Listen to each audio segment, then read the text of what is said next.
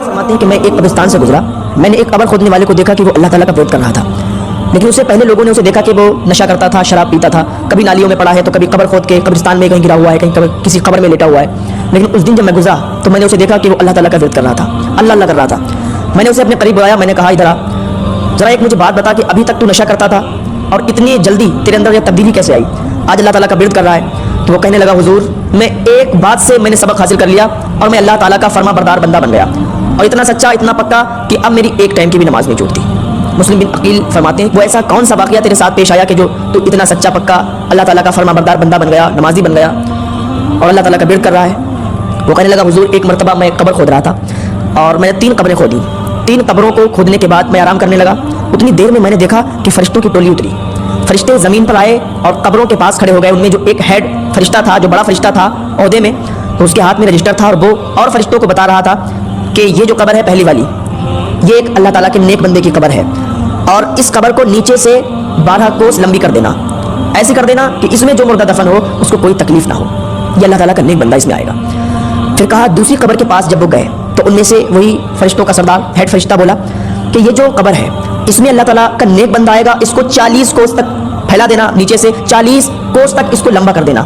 इतना कहने के बाद वो आगे बढ़ गए। दूसरी कब्र में जब गए, दूसरी कब्र के पास जब गए तो वो फरिश्ता बोला कि ये जो कब्र है ये अल्लाह ताला के नाफरमान बंदे की कब्र है और ये गुनाहगार बंदे की कब्र है और इसमें अजाब होना है, और इस कब्र को इतना मिला दो कि इस मुर्दे की एक पसली इधर आ जाए और इधर की पसली इधर आ जाए, इस पे अजाब होना है अल्लाह ताला का।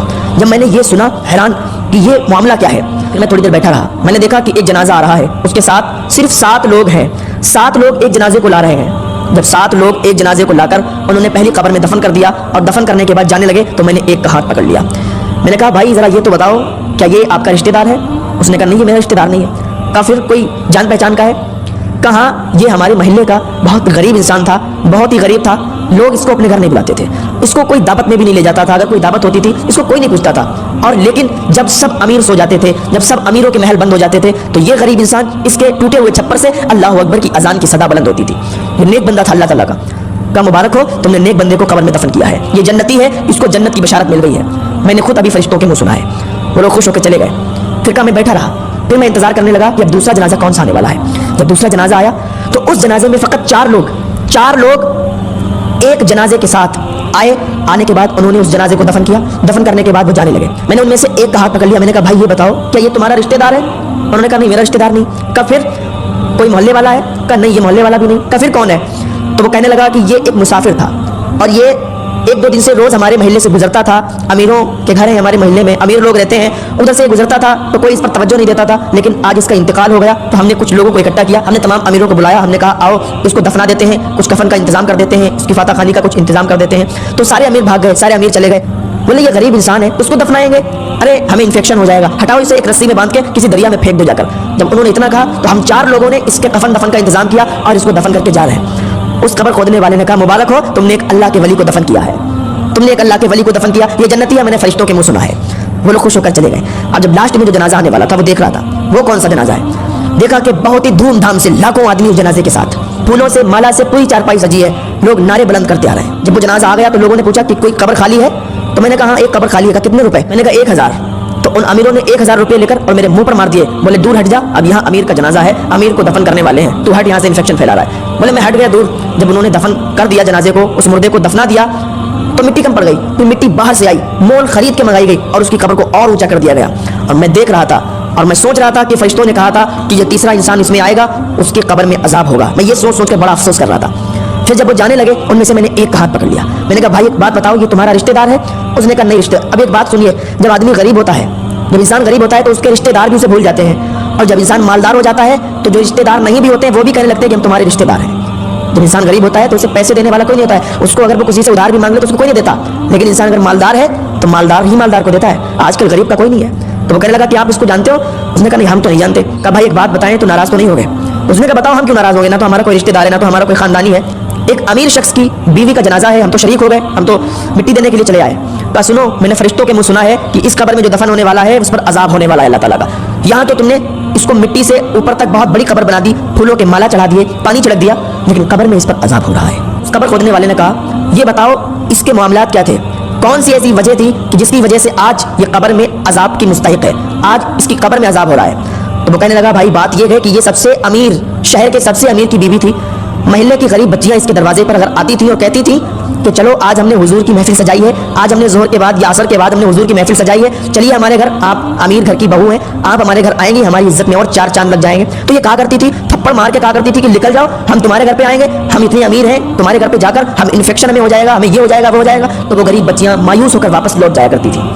جب یہ بازار جاتی تھی تو اچھے لباس میں بال کھول کر بازار میں جاتی تھی. جب کوئی نیا لباس آتا تھا, نیا کپڑا آتا تھا, سب سے پہلے خرید کر بازار میں لوگوں کو دکھایا کرتی تھی. کوئی نئی چپل آتی تھی, سب سے پہلے خرید کے غریبوں کے سامنے دکھاتی تھی کہ ہم نے یہ پہنا, ہم نے یہ کیا, ہم اتنے امیر ہیں. اپنی امیری کو لوگوں کے سامنے ظاہر کرتی تھی, لیکن اس کو یہ نہیں معلوم کہ غریبوں پر اس کا کیا اثر پڑتا تھا. اور اس کی یہی حرکت تھی. اور ایک بات سن لیں, ایک عورت 4 مردوں کو جہنم میں لے کر جائے گی. ایک بات کان کھول کر سن لیں, ایک عورت 4 مردوں کو جہنم میں لے کر جائے گی. اب آپ کا سوال ہوگا کہ وہ کیسے؟ تو سنو, ایک عورت سب سے پہلے جب عورت گناہگار ہوگی تو وہ 4 مردوں کو گنائے گی اور 4 مردوں کو وہاں سزا دلوائے گی. تو وہ کہے گی, سب سے پہلے اپنے باپ کو بلائے گی, سب سے پہلے اس کے باپ کو بلایا جائے گا, پوچھا جائے گا کہ تم نے اس کو کیوں نہیں منع کیا جب یہ بالوں کو کھول کر آوارہ کی طرح پھرتی تھی, گھومتی تھی, گلی محلوں میں سب کے گھروں پہ جایا کرتی تھی, راستوں میں موبائل پر بات کرتے ہوئے ادھر سے ادھر جب گناہ کا کام کرتی تھی تو تم نے کیوں نہیں روکا, چھوٹے چھوٹے کپڑے پہنتی تھی تو تم نے کیوں نہیں روکا. تو اس وجہ سے اس کا باپ پکڑا جائے گا. پھر اس کے بھائی کو بلایا جائے گا اور کہا جائے گا کہ تم نے اس کو کیوں نہیں روکا, تمہاری بہن بال کھول کر, سر پر دوپٹہ نہیں, بدن پر پورے کپڑے نہیں, اور آوارہ کی طرح روڈوں پر گلی محلوں میں گھومتی تھی, تم نے کیوں نہیں منع کیا. اس وجہ سے بھائی بھی پکڑا جائے گا.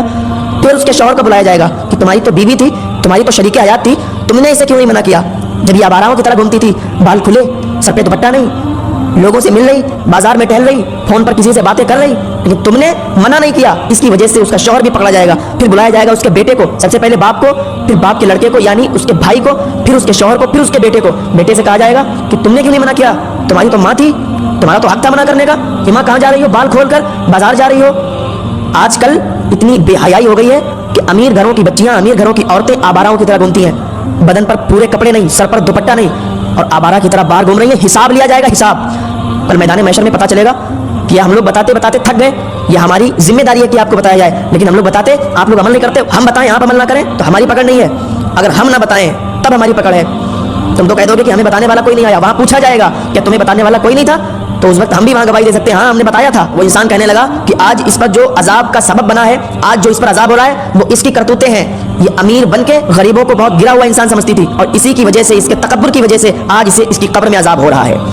اللہ تعالیٰ ہم کو تکبر جیسی بیماری سے محفوظ فرمائے, غرور گھمنڈ جیسی بیماری سے محفوظ فرمائے. اللہ تعالیٰ ہم سب کو نیک عمل کرنے کی توفیق عطا فرمائے.